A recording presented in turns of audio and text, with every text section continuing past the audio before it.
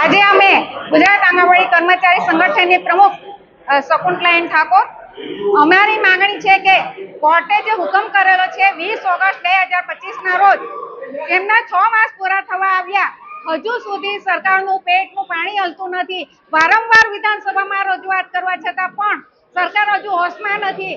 સતત 3 દિવસથી બહેનો હડતાલ પાડી રહી છે। ગુજરાતમાં આખા બધા જિલ્લાઓમાં 27 જિલ્લામાં હડતાલ ચાલુ થઈ રહી છે।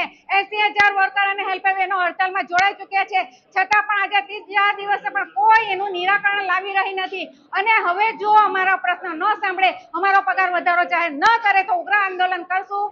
શકુંતલાબેન ઠાકોર, નવસારી। આંગણવાડી બહેનોની સાથે આજે કોંગ્રેસ સમિતિ, જિલ્લા કોંગ્રેસ સમિતિના પ્રમુખ અને આગેવાનોની સાથે કલેક્ટરશ્રીને આવેદનપત્ર આપ્યું છે। એમાં મુખ્ય માંગણી છે પગાર વધારો। હાઈકોર્ટમાં પણ પગાર વધારા માટેની વાત કરી છે અને સરકાર સુપ્રીમ કોર્ટમાં ગઈ છે। સરકારે આંગણવાડી બહેનોનું હિત વિચારીને પગાર વધારો આપવો જોઈએ। સમયસર એમનો પગાર થઈ જાય, ગરમ નાસ્તાના પૈસા મળી જાય, મોબાઈલ ચાર્જના પૈસા મળી જાય, રજીસ્ટર નિભાવણીના પૈસા મળે અને તાલુકા મથકે કે કેન્દ્ર મથકે જવા માટે એમને ટીએડીએ મળવું જોઈએ, એવી માંગણી સાથે આવેદનપત્ર આપ્યું છે। જો અમારી માંગણી ન સ્વીકારવામાં આવે તો આવનારા દિવસમાં અમે આંદોલન ઉગ્ર કરીશું।